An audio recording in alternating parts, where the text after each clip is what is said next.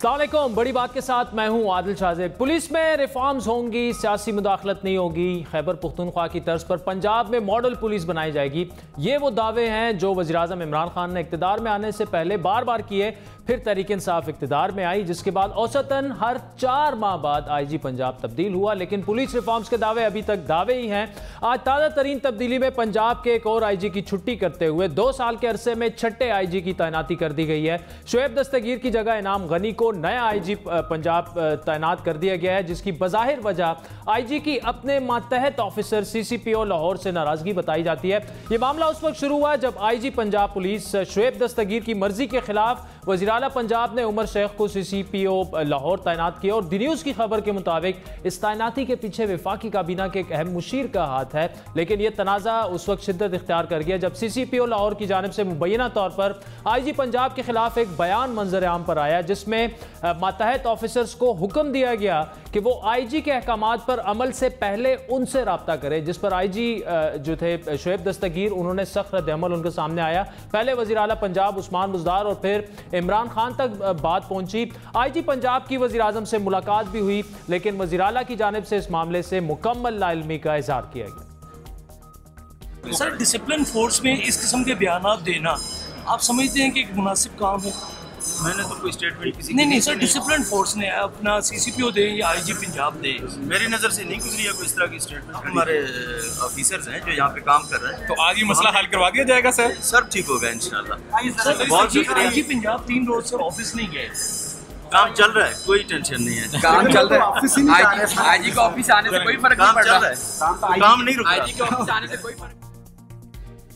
इसी दौरान CCPO उमर शेख की जानिब से दावा किया गया कि उनसे मंसूब बयान गलतफहमी का नतीजा है और वो IG से गैर मशरूत तौर पर माफ़ी मांगने के लिए तैयार है। उमर शेख के मौक़िफ़ के मुताबिक उन्होंने अपने मातहत एहलकारों से यह कहा था कि किसी भी हसास मामले की सूरत में लाहौर पुलिस CCPO से इजाज़त तलब करे, चाहे इसे CPO से ही हिदायत क्यों ना मौसूल हुई हों। और ऐसा इसलिए कहा गया क्योंकि वो ये तासुर देना चाहते थे कि लाहौर पुलिस IG पुलिस और हुकूमत की तवक्कुआत पर पूरा उतर रही है। कोई चीज़ नहीं। मैं IG साहब को पहली दफ़ा पुलिस में नहीं आया, वो 30 साल से पुलिस में है, मैं 28 साल से पुलिस में हूँ। मेरे मुझसे 2 साल सीनियर, वो मुझे बड़ी अच्छी तरह जानते हैं और मेरे कमांडर हैं। ये हो सकता है कि मैं अपनी नीचे वाली फोर्स को अंडर कमांड लाना चाहता हूँ, डिसिप्लिन में लाना चाहता हूँ और ख़ुद ना हूँ। इसलिए मैंने कल कहा था कि लोगों ने इतराज़ किया कि आप GPS लोकेशन लेते हैं SPs की। मैंने कहा बिल्कुल लेता हूँ, ताकि वो 6 घंटे बैठे तो दफ्तरों में बैठेंगे तो लोगों को सुनेंगे, वो लोगों को सुनेंगे तो अपनी इन्वेस्टिगेशन को वेरीफाई करेंगे। अगर बैठेंगे नहीं, इसी तरह मैंने कहा था कि अगर मेरा IG चाहता है तो मैं उसको GPS लोकेशन देने के लिए हर जगह पे तैयार। मकसद ये है कि मैं उनकी डिसिप्लिन में हूँ, मैं प्रोफेशनल पुलिस ऑफिसर हूँ, जिसकी वजह से मैं समझता हूँ कि मुझे यहाँ पर लगाया गया है कि मैं प्रोफेशनली लाहौर को बेहतर करूँ। क्यों? लाहौर पंजाब है और पंजाब पाकिस्तान है, तो लाहौर अगर ठीक हुआ और इंशाल्लाह ज़रूर होगा तो आप देखेंगे उसका तासर पंजाब में फैलेगा और उसका तासर और उसके जो एक इम्प्रेशन है इंशाल्लाह फेडरल गवर्नमेंट तक उसके असरात जाएंगे। इस मामले पर आज police service of Pakistan chapter के सदर राव सरदार की ज़ेर सदारत IG पंजाब के दफ्तर में एक अहम इजलास में इस बात पर इत्तेफाक हुआ कि CCPO लाहौर ने डिसिप्लिन की खिलाफ वर्जी की, जिस पर उन्हें ओहदे से हटाना चाहिए। लेकिन हैरानकुन तौर पर तब्दीली IG पंजाब पुलिस की कर दी गई और ये वो IG हैं जिनकी तारीफें वज़ीर-ए-आज़म इमरान खान करते नजर भी आए। IG शोएब दस्तगीर, मैं आपको मुबारक देता हूँ। मैंने देखा कि आपने बड़े बड़े ये जो डाकू थे और ये जो कातिल थे इनको पकड़ना शुरू किया। हर पंजाब के हर ज़िले के अंदर हमें पता है कि ये माफिया बैठा होता है, छोटा सा, जो रस्सागीर होते हैं, जो कि लोगों को डरा के धमका के पैसे इकट्ठे करते हैं। और हम जब तक जहाँ तक मुझे पता है पिछले 30 साल में तो वो जो रस्सागीर और ये जो डाकू और ये जो खौफनाक गुंडे बैठे होते थे हर डिस्ट्रिक्ट में, हमारे कई सियासी लोग उनसे दोस्तियां कर लेते थे, उनके जरिए वोट भी लेते थे। तो मैं आपसे IG साहब ये एक्सपेक्ट करता हूं कि 2-3 महीने के बाद ये कोई भी बड़ा डाकू और ये माफिया और ये कातिल ये कोई नजर ना आए किसी पंजाब की डिस्ट्रिक्ट के अंदर।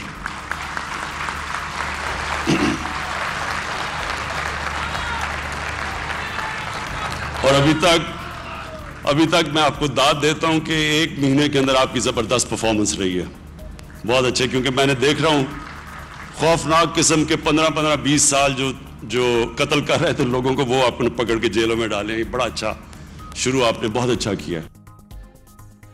ये 3 जनवरी का बयान है, जिसके बाद 8 जनवरी को वज़ीर-ए-आज़म ने एक ट्वीट के जरिए आईजी पंजाब पुलिस शोएब दस्तगीर की भरपूर तारीफ की। बज़ाहिर इस मामले में भी आईजी का मौक़िफ़ दुरुस्त नजर आ रहा है। शोएब दस्तगीर के मुताबिक CCPO उमर शेख ने कमांड के खिलाफ बात करके रूल्स की खिलाफ वर्जी की थी। वज़ीर आला पंजाब उस्मान बुज़दार को अपने तहफ़्फ़ुज़ात से आगाह किया था। CCPO के खिलाफ कारकर्दगी और नज़्म ज़ब्त के कानून के तहत कार्रवाई होनी चाहिए थी।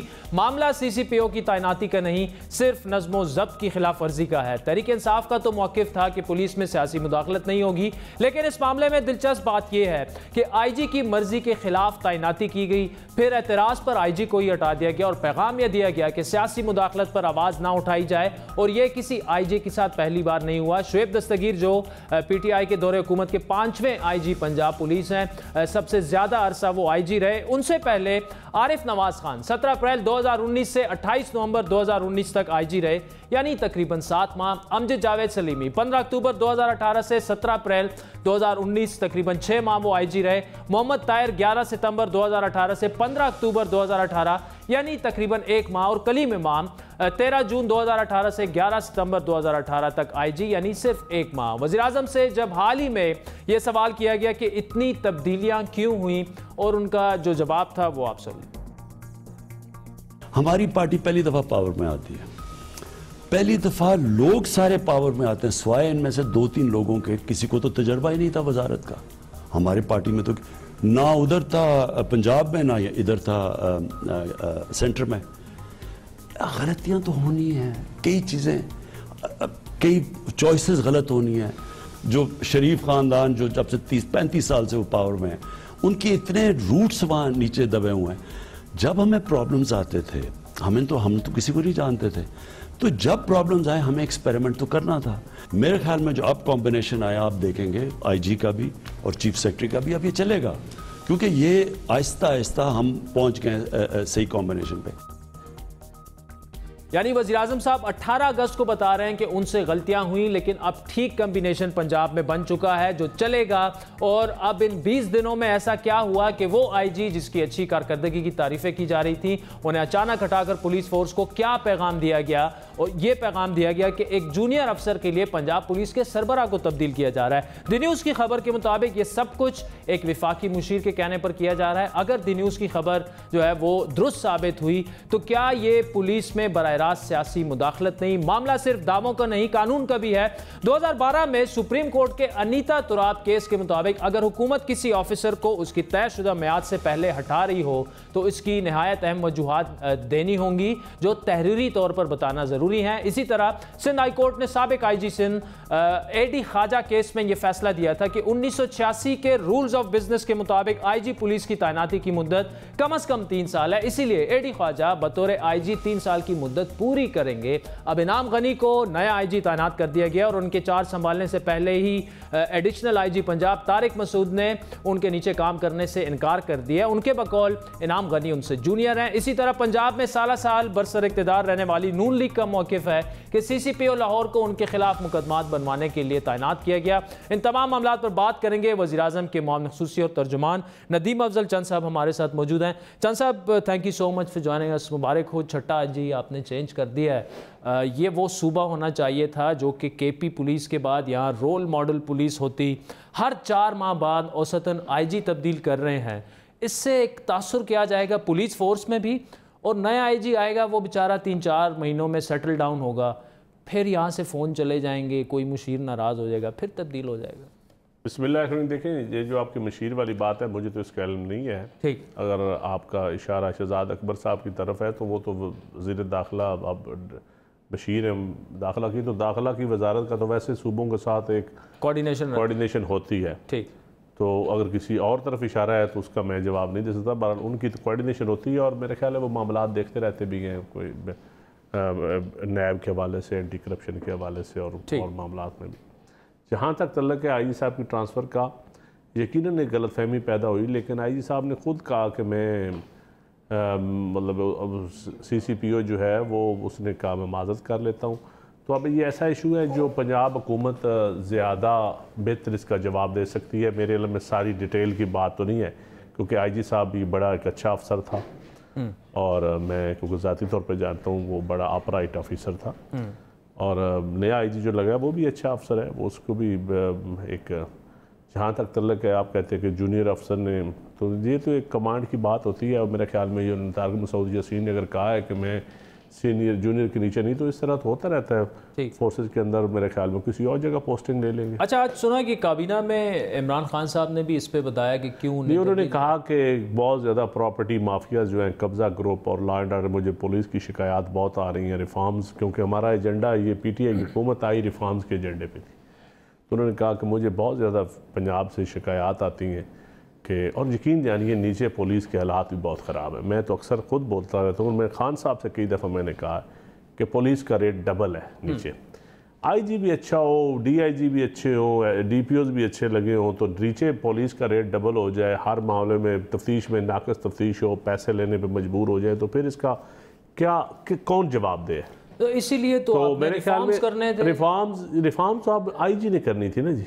जो भी कमांडर लगता है उसने रिफॉर्म करने टिकने देंगे तो रिफॉर्म करेगा ना। 4 माह के बाद IG जैसे रिफॉर्म्स के लिए 1 महीने में रिफॉर्म्स हो सकती हैं। जो जहाँ लेजिस्लेशन की ज़रूरत हो आप लेजिस्लेशन के पास ले जाएं चीज़ें, जहाँ बजटिंग की ज़रूरत हो वहाँ बजटिंग करें। बाकी आपने खुद रिफॉर्म्स करनी है और किसी और बाहर से आकर रिफॉर्म्स किसी ने नहीं करके देनी। और पुलिस में रिफॉर्म्स करनी पड़ेंगी। जो भी डिपार्टमेंट जिनका डायरेक्ट अवाम के साथ रब्ता है, पुलिस तो अवाम का तहफ़्फ़ुज़ किसने करना है? ये नासिर दुरानी साहब जिन्होंने ये सब कुछ इम्प्लीमेंट करवाया KP में, उनको बड़े जो है ठाठ से पंजाब लेके आए थे, उन्होंने भी हाथ खड़े कर दिए थे, मुझे तो काम ही नहीं करने। नासिर दुरानी साहब का तो जो लाइजान था ना वो नून लीग के साथ था पुराना। अब देखो उसके बाद पब्लिक सर्विस कमीशन में वो लग गए, मेंबर लग गया उधर ही पंजाब में। नहीं, दुरानी साहब आपके IG थे KP में, KP की पुलिस की अच्छाइयाँ ना बयान कर सकें। और मैं आपको बता रहा हूँ ना, देखे ना अफसरान भी डबल गेम दोनों तरफ क्रीज के खेलते हैं। ये सारों को खुश रखने की कोशिश करते हैं। नहीं, रिफॉर्म्स के लिए तो PTI उनको लेके आई पंजाब में लेके आई, लेकिन वो खुद चले गए।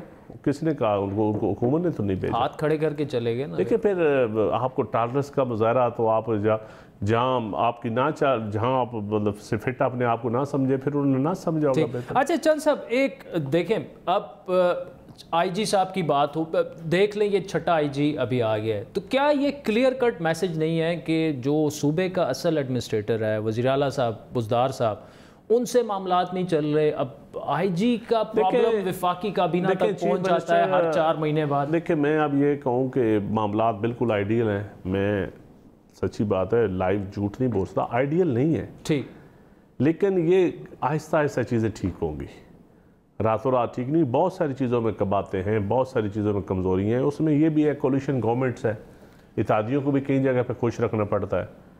अब मंडी बौद्दीन गुजरात किसको खुश रख रहे हैं? इत्तेहादी काफ लीग देखें, काफ लीग है वहाँ पे कई जगह पे शदीद नाराज है काफ लीग। तो नाराज होना या राजी होना, उनको जो आदत है वो आदत पूरी नहीं हो सकती ना उनको राजी करने की। जिस लेवल के वो आदि है, मैंने जरदारी साहब को उनको बड़े करीब से देखा है ना, तो वो इतने खुश राजी नहीं रह सकते। अच्छा, तो उनको राज़ी रखना जो है वो भी बुज़दार साहब कोशिश करते हैं राज़ी रखने की। लेकिन बुज़दार साहब की अगर परफॉर्मेंस की और उसकी बात की जाए तो देखें, एक एज ए जर्नलिस्ट अगर मैं इस्लामाबाद में बैठा हूँ, हर महीने 2 महीने बाद एडमिनिस्ट्रेशन का एक ऐसा इशू आ जाता है जो विफाक को इंटरवीन करना पड़ता है। तो क्यों नहीं खान साहब समझ रहे कि शायद, और बड़े अच्छे लोग हैं वहाँ पे 4-5, मैं नाम किसी का नहीं लूँगा, फिर लोग कहेंगे उनकी वजह से। ख्याल में देखिए एक चीज़ मैं आपको बताऊं, जहाँ आपकी मेजॉरिटी कोलिशन गवर्नमेंट हो, वहाँ थिन मेजॉरिटी हो, वहाँ इतनी आसानी से वज़ीर आला चेंज भी नहीं हो सकते होते। फिर पहले वज़ीर आला, एक वज़ीर आला, ये कोई IG की ट्रांसफ़र तो नहीं है ना वज़ीर आला की जो तब्दीली है, इसके लिए आपने चीफ मिनिस्टर चेंज करना है। वैसे IG जितनी आसान तब्दीली होती है तो 5 वज़ीर आला भी आप तब्दील कर चुके होते तो इसलिए ये इतनी आसान तब्दीली नहीं होती। अच्छा, और मेरे ख्याल में अब बुज़दार साहब काफ़ी सीख चुके हैं, अब चीज़ें, अब वो थोड़े से तजर्बाकार भी हो चुके हैं, उनको मौका देना चाहिए, अभी साल एक और देना चाहिए। और इसमें चंद साहब देखें, आप पंजाब पुलिस को भी और पंजाब के मामलात को बड़े अच्छे तरीके से जानते हैं, ये कैसे ठीक कैसे होगा? क्या कोई मशवरा देने वाला नहीं है इमरान खान साहब को भी, बुज़दार साहब को भी, कि यार ये जो फैसले अक्सर हो जाते हैं और फिर 3-4 महीने बाद कंसिस्टेंसी नहीं है ना, अगर आप किसी के हवाले बड़े बड़े तकड़े तकड़े मशीर हैं वहाँ पे, ऐसी कोई बात नहीं, मशीरों की कोई कमी नहीं है, तो और अच्छे मशावरतें भी होती रहती हैं, लेकिन मेरे ख्याल में ये एक नॉर्मल रूटीन मैटर्स हैं। जब लोगों का लॉ एंड ऑर्डर का मसाइल बहुत ज़्यादा होंगे, जब वहाँ छोटी मोटी लड़ाइयाँ फोर्सेस के अंदर शुरू हो जाती हैं, तो फिर आपको कोई डिसीजन लेना पड़ता है। फिर पीएम साहब ने ऑलरेडी आईजी एक अच्छा आईजी चुन के लगाए थे, शायद वो कंफर्टेबली नहीं चल सके, उनको वो आप खुद न रहने चाहते, मेरे ख्याल में तो उन्होंने खुद कहा है कि मुझे ट्रांसफ़र कर दें। अच्छा, क्योंकि 18 सितंबर को प्राइम मिनिस्टर साहब जो अरशद शरीफ को इंटरव्यू दे रहे थे, उसमें वो कह रहे थे बड़ा ज़बरदस्त कम्बिनेशन बन चुका है, अभी आप देखेंगे 20 दिन के बाद अचानक कुछ ऐसे मामलात हो जाते हैं कि वो अच्छा कम्बिनेशन जो है अचानक बुरे कम्बिनेशन में देखिए। अब लाहौर में आपको पता है प्रॉपर्टीज़ के इशू पे बहुत सारे लोग कत्ल व गारत होती है। रिसेंटली एक यूसुफ नामी बंदा कत्ल हुआ है, और बहुत सारे जिनको बेचारों को थ्रेट दी जाती है, जो पुलिस में पहले रजिस्टर्ड भी करवाते थे। अब हमारे इलाकों में चले जाएँ, वहाँ भी कत्ल व गारत, किराए के कातिल। अब पंजाब में एक नई वेव चली है, पैसे लेके बंदे मारना, जिसमें मंडी बहाउद्दीन और सरगोदा और ये सेंट्रल पंजाब सियालकोट ये इलाके, ये बिल्कुल एक बड़े तेज़ी से 5 लाख से लेकर 30 लाख तक वारदातें करते। मेरे अपने हल्के में 5-7 बंदे कत्ल हो चुके हैं। तो ये किसने ठीक करनी है? ये पुलिस ने ठीक करनी है। और यकीन जानिए, जितना फ्री हैंड पुलिस को अब मिला है, इससे पहले आज तक नहीं मिला। अच्छा, ये मैं दावे से कहता हूँ। पॉलिटिकल मुदाखलत बिल्कुल, सारे डीपीओ डीसीओ पॉलिटिकल सारे डीपीओ न्यूज़ की खबर है, अब आईजी वो आरपीओज ये सारे बगैर सियासी मुदाखलत के लगे हुए हैं मौजूदा। इसके बावजूद अगर डिलीवर नहीं कर पा रहे तो फिर इन देखना पड़ेगा ना। देखिए, शुएब दस्तगीर साहब के ट्रांसफ़र में जो ये सियासी मुदाखलत की खबर है, उस पर अब 100%, क्योंकि ये दी न्यूज़ की खबर है, हमारी खबर तो नहीं है, लेकिन चलें अगर इसको साइड पे भी रख देते हैं, अगर आपने फ्री हैंड दिया हुआ है और एक सीसीपीओ उसके कैपिटल का लाहौर का लग रहा है, उसे पता नहीं है, फिर उसके बाद वो जिस तरह से सीसीपीओ साहब मामला चला रहे हैं, मुझे इस चीज़ का नहीं पता कि सीसीपीओ और आईजी की मर्जी के बगैर लगा है, सच्ची बात है, मुझे नहीं पता। लेकिन इस वक्त इंप्रेशन है किया गया है पुलिस फोर्स में कि सीसीपीओ की वजह से आईजी पंजाब को चेंज किया जा रहा है, और ये कोई अच्छा मैसेज नहीं है पूरी फोर्स को देना। इसके ऊपर नो कमेंट्स, मुझे पता नहीं है, मैं इसके ऊपर राय नहीं दे सकता आपको। अच्छा, हाँ, इसके ऊपर मैं राय नहीं दे सकता, मुझे इस वाक़या का पता नहीं है, लेकिन इतना मुझे पता है कि सीसीपीओ ने कहा है कि मैंने कोई ऐसी बात नहीं की, मैं माजरत के लिए थी, जो आज कैबिनेट में भी डिस्कशन हुई। अच्छा, और उन्होंने कहा कि मैं माजरत के लिए तैयार हूँ, मैंने कोई। तो इमरान खान साहब का मेन कंसर्न ये था कि law and order, law and order, मतलब उन्होंने कहा कत्लो गारत वारदात जो नीचे उनको मैसेज जो रिपोर्ट्स आ रही हैं ज़िलों के अंदर से, हम भी बताते थे कि पुलिस के हालात बुरे हैं, हम सारे लोग बताते थे, खान साहब, MNAs MPA सारे लोग बगैर नाम लिए किसी का, कि आपने जी फ्री हैंड भी दिए हुआ है पुलिस को, तो लेकिन नीचे हालात अच्छे नहीं। लेकिन मीडिया में ये इम्प्रेशन नहीं आया जो आप कह रहे हैं, मीडिया में तो यही है सीसीपीओ की वजह से चेंज किया गया। ये तो आप मीडिया को कौन कह सकता है, मीडिया तो आपके लोग जिस तरह इस मामले को हैंडल कर रहे हैं, मेरे ख्याल में तो ऐसी अब मैं सच्ची बात है, मुझे सीसीपीओ ये मुझे नहीं पता, मैं फिर कह रहा हूँ कि सीसीपीओ आईजी की मर्जी के बगैर लगा है या उसकी कॉन्सेंट के बगैर, लेकिन मैं जितने ऑफिसर्स बाकी लगे हैं ज़िलों में, जो आरपीओज डीपीओज, मुझे पता है आईजी साहब की मर्जी के साथ लगे हैं। ठीक, अच्छा, लाहौर का स्पेसिफिकली मुझे नहीं पता। अच्छा, नून लीग जो कह रही है जी सीसीपीओ साहब को इसलिए तैनात किया गया है कि हमारे खिलाफ मजीद मुकदमे बने। नून लीग तो पहले आदत है उनको अपनी, हर अफसर उनको अपना लगाने की आदत थी, और उन्हीं ऑफिसर्स के बेटों को, भाइयों को वो टिकट भी देते थे, MP MNAs बनाते थे। ये पंजाब में आप देख लें पुरानी इनकी हिस्ट्री, फिर ज़मीनों पे कब्जे, फिर बार टाउन वाले बाग, बहुत सारी चीज़ें वाक़यात जो हैं।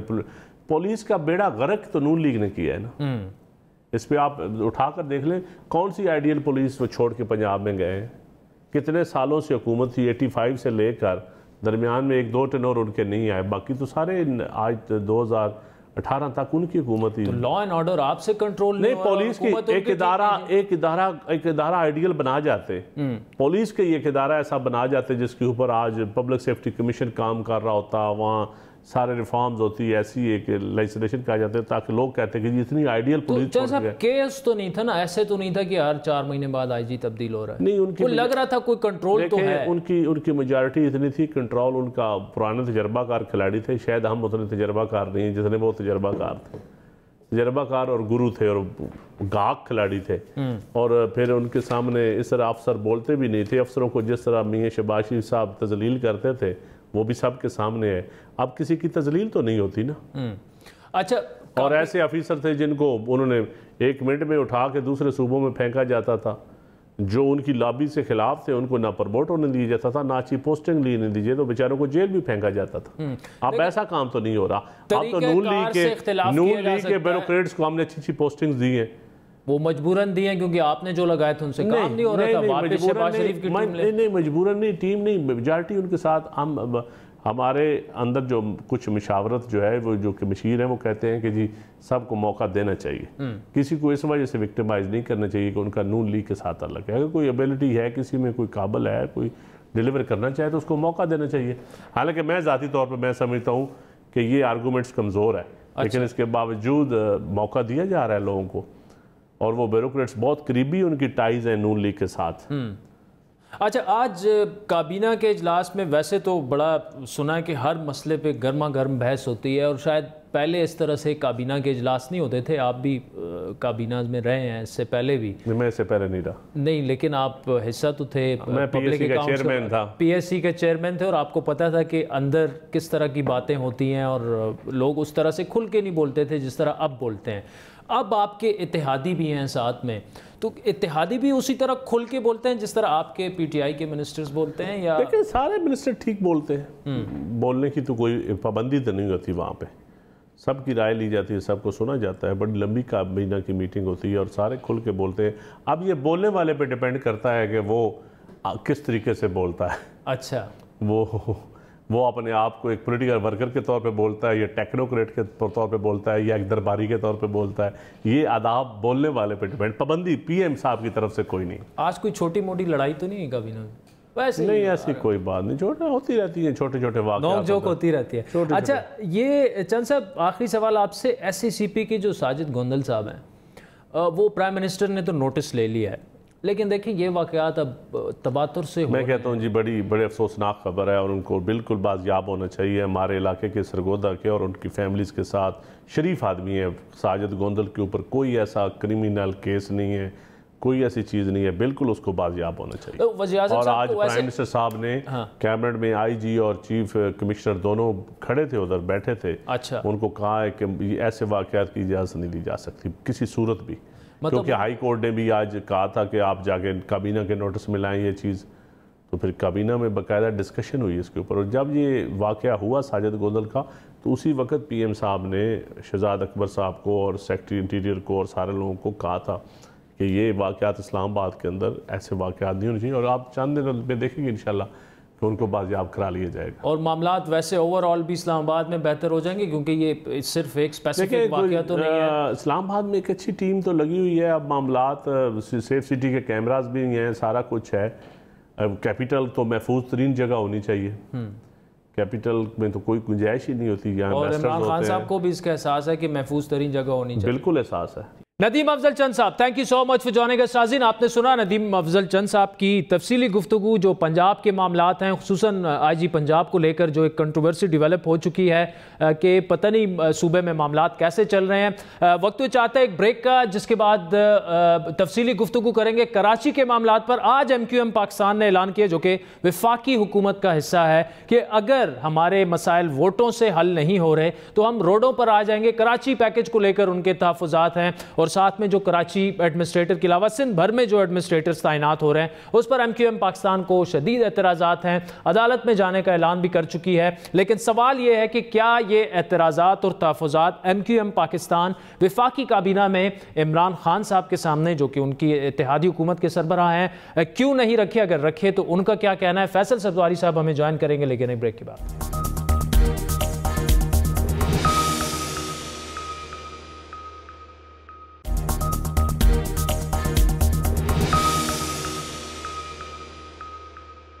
वेलकम बैक नाज़रीन। मुल्क की माशी शहर कराची की ज़बूहाली के खात्मे के लिए वफाक और सिंध हुकूमत ने आखिरकार साथ बैठने का इंतहाई मजबूत फैसला किया, जिसके बाद वज़ीर-ए-आज़म इमरान खान की जानिब से कराची ट्रांसफॉर्मेशन प्लान के नाम से 1100 अरब रुपए के एक बड़े पैकेज का ऐलान सामने आया। इस ऐलान के बाद ये उम्मीद पैदा हुई थी कि अब कराची की महरूमियाँ दूर हो जाएंगी और इस शहर की तरक्की आखिरकार तय हो चुकी है। लेकिन इस ऐलान के साथ ही एक नया महाज भी खड़ा हो गया। नए बयानात और इल्जामात का ना खत्म होने वाला सिलसिला शुरू हो चुका है, जो अभी तक जारी है।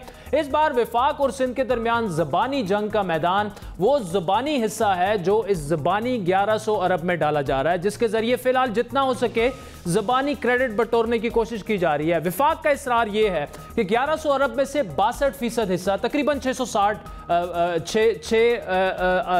अरब 60 करोड़ ये बनते हैं।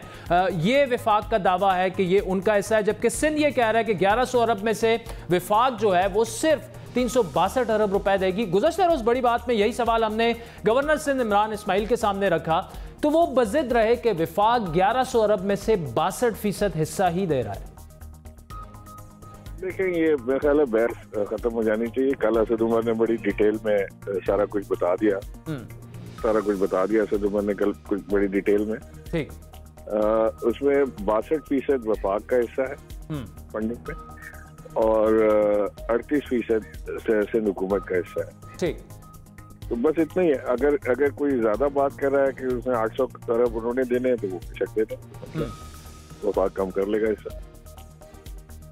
लेकिन आज सिंध हुकूमत के तर्जुमान मुर्तज़ा वहाब ने प्रेस कॉन्फ्रेंस करके वफाक के दावों को यकसर मुस्तरद किया और दस्तावेजी हिसाब किताब के मुताबिक उन्होंने ये दावा किया कि वफाक जो 362 अरब रुपए देगा उसमें से भी 260 जो है वो पब्लिक प्राइवेट पार्टनरशिप है, 260 अरब, यानी वफाक अपनी जेब से सिर्फ 103 अरब रुपए कराची को देगा, वो भी आइंदा 3 साल में। जो टोटल कंट्रीब्यूशन है फेडरल गवर्नमेंट की जानिब से वो 362.9 अरब रुपए, 260 अरब पब्लिक प्राइवेट पार्टनरशिप प्रोजेक्ट्स के थ्रू किए जाएंगे। अच्छा, 1100 अरब में 362 उनके हो गए, 362.9 अरब रुपए, और 749.9 बिलियन सिंध हुकूमत के हो गए। ये एग्जैक्ट इसकी बाइफर्केशन है। वफाक और सिंध के दरमियान इस फंड के हिस्से की लड़ाई में कई ऐसे प्रोजेक्ट्स भी डाले गए हैं जो पहले ही किसी न किसी वजह से मुतनाज़ रहे हैं। कराची सर्कुलर रेलवे का ख्वाब कई दहाइयों से शर्मिंदा ताबीर नहीं हो सका और इस बार भी इस नए पैकेज में कराची सर्कुलर रेलवे को डालने का मामला उठ गया है। गवर्नर सिंध के मुताबिक वफाक ने कराची ट्रांसफॉर्मेशन पैकेज में कराची सर्कुलर रेलवे को शामिल किया है, जबकि सिंध के बकौल KCR तो पहले ही CPEC का हिस्सा बन चुका है, वो वफाक कैसे अपने पैकेज का हिस्सा बना सकता है? गवर्नर साहब, ये जो कराची सर्कुलर रेलवे है 300 अरब का वो प्रोजेक्ट है, सिंध हुकूमत तो उससे जोड़ रही है CPEC से, क्या ये भी वफाकी हुकूमत का जो 62% है उसमें ये कराची सर्कुलर रेलवे भी शामिल है? जी, कराची सर्कुलर रेलवे भी शामिल है। वो कराची सर्कुलर रेलवे की बहाली का जो काम है उसको अपने खाते में डाल रहे हैं, जिसका हजम 300 अरब रुपए है। कि जी ये फेडरल गवर्नमेंट की कंट्रीब्यूशन है। कराची सर्कुलर रेलवे CPEC का हिस्सा है और CPEC का हिस्सा वो दिसंबर 2016 को बना सिंध हुकूमत की वजीर आला सिंध की रिक्वेस्ट पर। इसी तरह सुप्रीम कोर्ट में बैरिया टाउन केस में जमा होने वाली रकम पर भी वफाक और सिंध के दरमियान तनाज़ा चल रहा है। सिंध और वफाक की इस लड़ाई में जो तीसरा अहम फरीक है उसकी भी आमद है, जो वफाकी हुकूमत के इत्तेहादी हैं, लेकिन कराची में तैनात किए जाने वाले एडमिनिस्ट्रेटर पर वफाक की जानिब से एहतजाज ना किए जाने पर नाला भी हैं। MQM पाकिस्तान ने सिंध हुकूमत की जानिब से कराची में तैनात किए गए एडमिनिस्ट्रेटर इफ्तिखार शिलवानी को मुस्तरद कर दिया, उनकी तैनाती को, और इस फैसले में वज़ीर आज़म की रजामंदी ना होने का इशारा भी दिया खालिद मकबूल साहब ने कि मुझे नहीं पता कि वफाकी हुकूमत के पास क्या वजूहात थी कि जिसके वजह से उन्होंने मोहतरम वज़ीर आज़म साहब ने, मुझे लगता नहीं कि वज़ीर आज़म साहब का ये फैसला है, क्या वजूहात थी जिसकी बुनियाद पर ये फैसला किया गया कि वफाकी हुकूमत अपने एक इत्तेहादी की मुंतखब बल्दियाती हुकूमत के बजाय सिंध की 13 साल से करप्शन की तारीख रखने वाली सूबाई हुकूमतों के बैरोक्रेट के जरिए तरक्याती काम जो कुछ होने हैं, अब जब ये एडमिनिस्ट्रेटर लगा दिए गए हैं तो क्या ये खदशात अब यकीन में तब्दील होने का वक्त नहीं आ गया?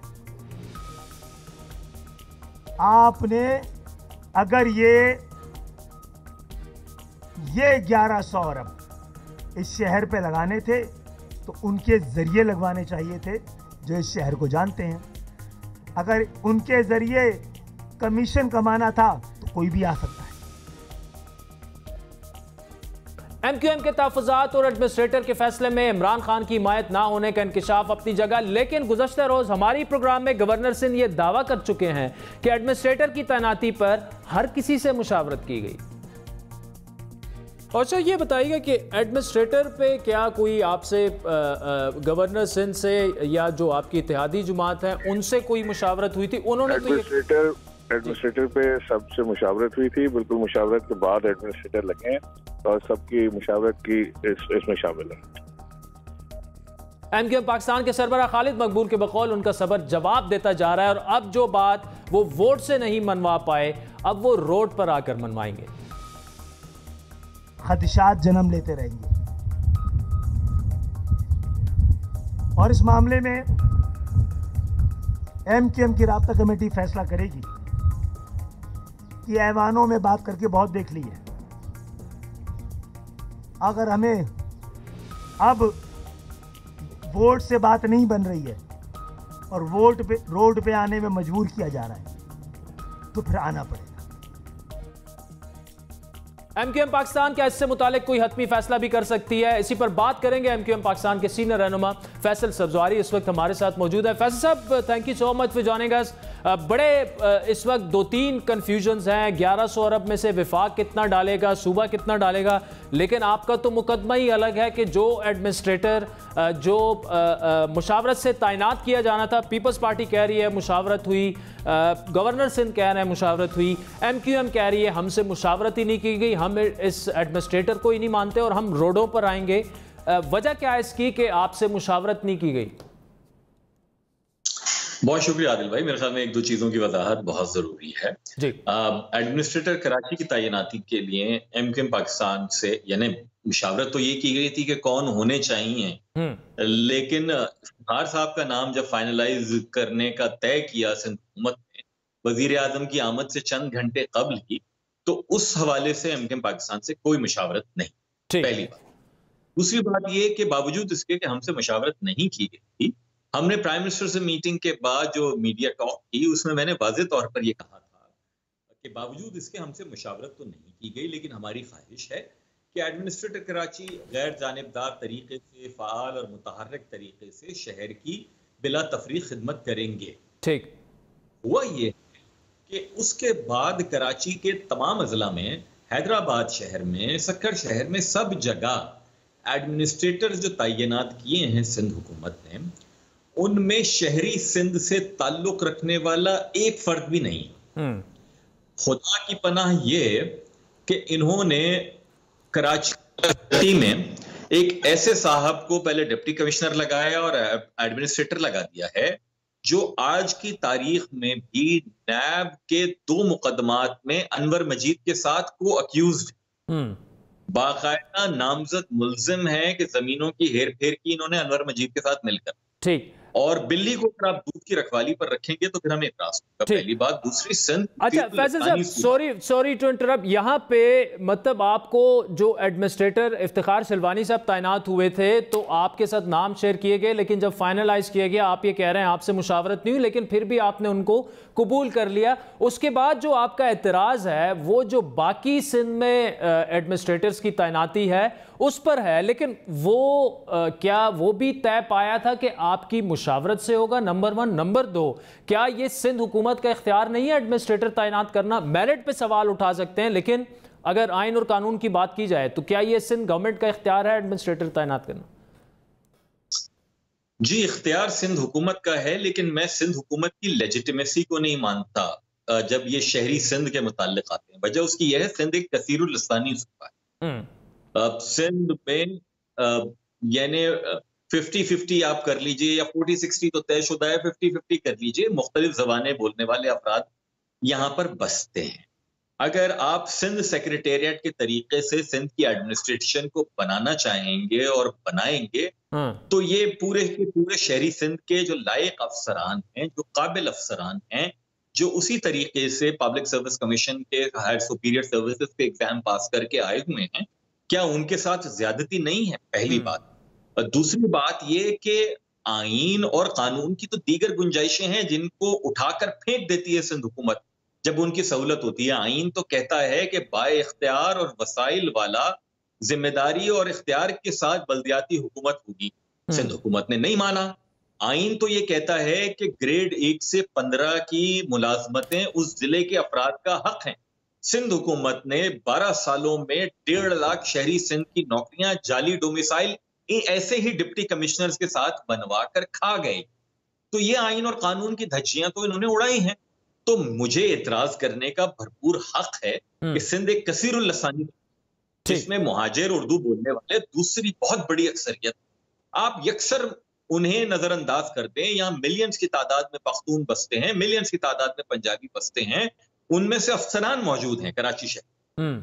आप उन्हें यकसर नजरअंदाज करके आप कहना स्टेटमेंट क्या मेक करना चाहते हैं? ठीक, अच्छा फैसल साहब, आज आपके जो MQM पाकिस्तान के सरबराह हैं खालिद मकबूल सिद्दीकी साहब, उन्होंने ये कहा कि जी हमें एतराज़ इस बात पर है ये 1100 अरब आप जिस एडमिनिस्ट्रेटर को दे रहे हैं या जो जिस हुकूमत के पास जा रहे हैं उसका इस्तेमाल कैसे होगा।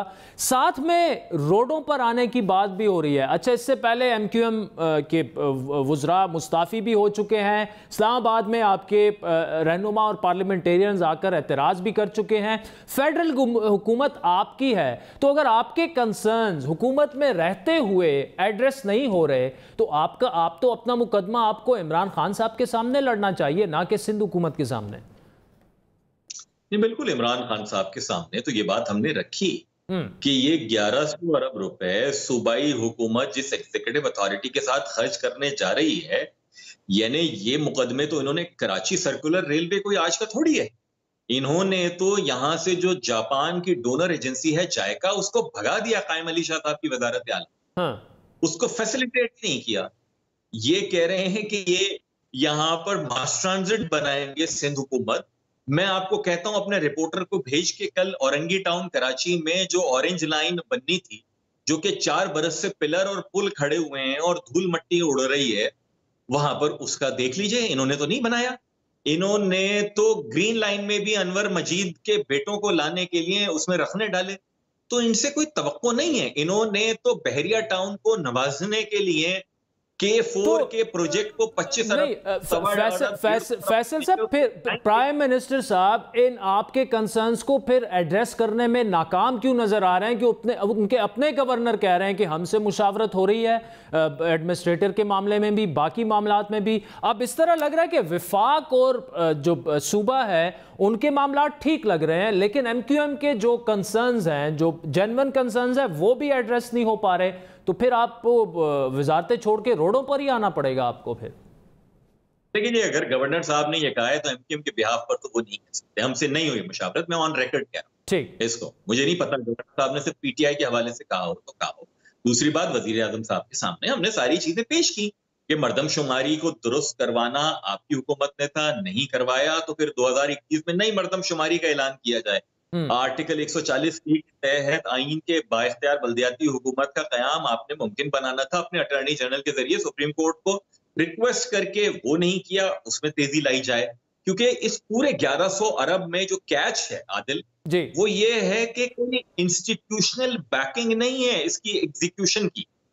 यानी एडमिनिस्ट्रेटर के जरिए थोड़ी चल सकता है नहीं सारा का सारा मामला। ये बताइएगा कि 1100 अरब के ऐलान से पहले और कराची में जो फ्लड्स की सिचुएशन थी उससे पहले ही एक कोऑर्डिनेशन कमेटी हुई, गवर्नर सिंध साहब उसमें थे और फिर NDMA के जनरल साहब भी उसमें थे, अमीनुल हक साहब भी थे, CM साहब भी थे। बड़ा डंडोरा पीटा गया कि जी अब बिल्कुल सब कुछ ठीक होगा। तो इंस्टीट्यूशनल बैकिंग शायद अब पाइपलाइन में है, वो हो जाएगी तो फिर आप मुतमईन हो जाएंगे, या आप वैसे ही कह रहे हैं कि ये 1100 अरब जो है इसमें बिल्कुल हमें किसी चीज में लूप में नहीं रखा गया तो हम नहीं मानेंगे इसको, पैकेज को भी। और नहीं, मैं ये नहीं कह रहा वतन के अगर हमें लूप में नहीं रखा गया, नहीं, जो मोटे मोटे ये प्रोजेक्ट्स उसमें पेश किए गए वो हमारे रुकन भी उस कमेटी में मौजूद है। देखिए आदिल, बीइंग अ कराचियाट, मेरी क्या ख्वाहिश है, हमारी क्या ख्वाहिश है, ठीक, ये नजरअंदाज करता है अपने फाइनेंशियल कैपिटल, सूबा अपने कैपिटल को, और जहां से वो 90% से ज्यादा रेवेन्यू लेता है उस शहर को नजरअंदाज करता है। तो अगर 1100 अरब रुपए के कमिटमेंट्स हैं, किए जा रहे हैं कराची शहर से, तो मेरी तो ख्वाहिश ये होगी कि बहुत अच्छी बात है, शुरू करें, बिस्मिल्लाह करें, मुकम्मल करें, शहरियों को कुछ रिलीफ दें। लेकिन अगर सिंध हुकूमत ये कहे कि हम 800 अरब रुपए के तो हमने प्लान बना लिए हैं, 12 साल इनकी वजारत आला हो गए, 80 अरब रुपए के भी कोई कॉन्क्रीट प्रोजेक्ट्स इन्होंने दिए नहीं है कराची शहर में, तो मैं सवाल तो ये उठाऊंगा। मेरी ख्वाहिश है कि ये सारे काम हों, मेरी दुआ है कि जो मेरे खदशात हैं वो सब गलत साबित हों और सब बाहम शीरो शकर होके कराची के लिए डिलीवर कर सकें।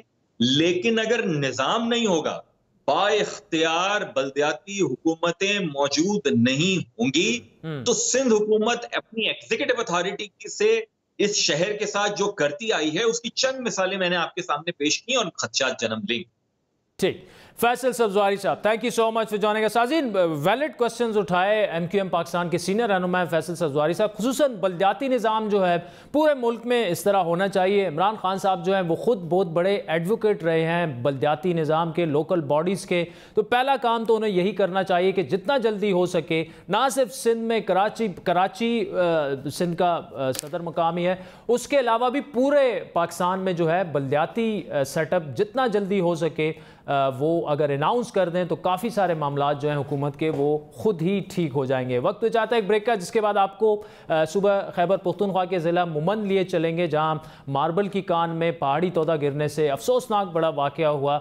19 के करीब जो है मजदूर वहाँ पर जांबाक हो चुके हैं, उस पर तफसीली बात करेंगे। शौकत यूसुफ जई साहब लेबर मिनिस्टर हैं KP के, वो हमें ज्वाइन करेंगे, हमारे साथ रहिए।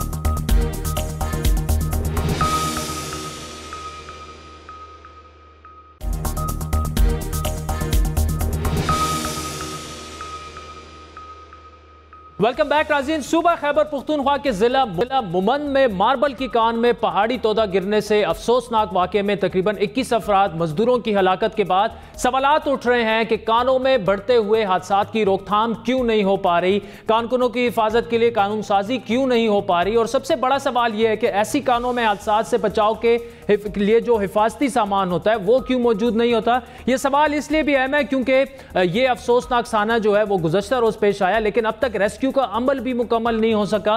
मकामी अफराद के मुताबिक पहाड़ी तोदा गिरने के बाद बड़े पत्थरों को हटाने के लिए कोई मशीनरी वहां पर मौजूद नहीं थी, और अपनी मदद आपके तहत मलबे तले दबे मजदूरों को निकाला गया, क्योंकि रेस्क्यू के लिए दरकार मशीनरी दूसरे शहरों से मंगवाई गई। 21 अफराद के अब तक जाम बहक होने की इतलात हैं, कई जो जख्मी हैं वो उनकी हालत तशवीशनाक है, और ये कान में हादसे का पहला वाकया नहीं। 2018 में सिर्फ कोयले की कानों में हादसात के बायस 90 मजदूर जो हैं वो जाम बहक हुए। 2019 में भी 40 से ज्यादा मजदूरों की अमवात हुई। सिर्फ 2020 की अगर बात करें तो इस साल तकरीबन ऐसे अनगिनत वाकयात हुए। 3 जनवरी को मरगट में 2 मजदूर, जबकि 12 जनवरी को वादी तीरा और दरा दमखेल में 2 मजदूर जाम बहक हुए। इसी तरह 15 जनवरी को एक कानकुन की करंट लगने से मौत हुई। 21 जनवरी को 2 मजदूर जहरीली गैस के खराज के बायस जान से हाथ धो बैठे। 23 जनवरी और 27 जनवरी को भी मुख्तलिफ जो इलाके हैं उनमें हादसात में 2 मजदूर जाम बहक हुए। लेकिन अफसोसनाक बात यह है कि हुकूमत बड़े हादसात में ही हरकत में नजर आती है, और वो भी बयानात की हद तक, मजम्मत की हद तक। मजदूरों की जान की हिफाजत यकीनी बनाने के लिए देर पा जो इकदामात हैं वो कहीं हमें नजर नहीं आ रहे। कानों के जो मालिकान हैं उनको हिफाजती इकदामात करने का पाबंद नहीं बनाया जाता। सिर्फ मार्बल की कानों में कई मजदूर जो हैं वो सांस की बीमारियों में मुब्तला हो जाते हैं, क्योंकि इन गरीब मजदूरों के लिए किसी किस्म का इंतजाम नहीं किया जाता। मुमन में एक बार इन कानों को इसलिए बंद किया गया था लेकिन क्योंकि वहां पर हिफाजती इकदाम ठीक से नहीं किए गए थे, लेकिन फिर मालिकान से यकीन दहानी के बाद फिर उन्हें काम करने की इजाजत दे दी गई। गई। वाज़े तौर पर इस यकीन दहानी का कोई फ़ायदा नहीं हुआ, मामलात उसी तरह चल रहे हैं। इसी पर बात करेंगे खैबर पख्तूनख्वा के सूबाई वजीर लेबर शौकत यूसुफजई साहब से। शौकत यूसुफजई साहब, thank you so much for joining अस। ये बताइएगा, आप अभी वापसी आपके पेशावर हुई है, मोहम्मद एजेंसी में बड़ा एक अफसोसनाक वाकया, 20-21 जो मजदूर हैं वो जाम बहक हो चुके हैं और ये बताया जा रहा है कि रेस्ट टाइम पर इसलिए नहीं हो सका क्योंकि हमें पता है दूर अफ्तादा इलाका है और जो इस तरह के तोदे गिर जाते हैं उसके लिए भारी मशीनरी चाहिए होती है। अब सिचुएशन वहां पे क्या है? क्या रेस्क्यू मुकम्मल हो चुका है और डेथ टोल जो है वो इतना ही है या बढ़ने का भी खदशा है? बिस्मिल्लाह रहमान रहीम, बिल्कुल ये अफसोसनाक वाकया है और मैं खुद आज किया, वज़ीर आला महमूद खान साहब ने हिदायत की थी, बहुत सारे मिनिस्टर गए, उसका खुद जायजा लिया हमने और अभी तक जो तकरीबन 21 के करीब लोगों की लाशें निकाली जा चुकी हैं और 3-4 अभी तक मिसिंग हैं। अच्छा, उसके लिए पूरी कोशिश हो रही है। जैसे आपने कहा, रेस्क्यू मुश्किल इलाका है, लेकिन चूंकि मोहम्मद एजेंसी में हमारा 1122 ऑफिस खुला हुआ है, अच्छा, और वहाँ पे जो मशीनरी वगैरह उनके पास मौजूद थी, तो उन्होंने फौरी तौर पे रिस्पॉन्ड किया और मैं पाक आर्मी का मशकूर हूँ कि उनके जवान भी पहुंचे वहाँ पे, उन्होंने भी काफ़ी मेहनत की, इसी तरह लोकल लोग भी थे। तो इशू ये है कि दूर अफ्तादा इलाकों में होते ही, क्योंकि माइंस तो होते ही दूर अफ्तादा इलाकों में, लेकिन ये कि ऑपरेशन जो है वो इंशाल्लाह जो आज मुझे ब्रीफिंग दी गई है वो कल तक जारी रखा जाएगा 12 बजे तक। 12 बजे के बाद जो है वो फिर कोई और लायामाल इख्तियार करेंगे कि कुछ बड़े बड़े पत्थर है वहाँ पे, उनको ब्लास्ट करने की भी सोचा जा रहा है कि किस तरह, क्योंकि वो खतरा भी है वहाँ पे, अगर उन पत्थरों को ना हटाया जाए तो वहाँ जो रेस्क्यू वर्कर काम कर रहे हैं उनकी जिंदगियों को भी खतरा है।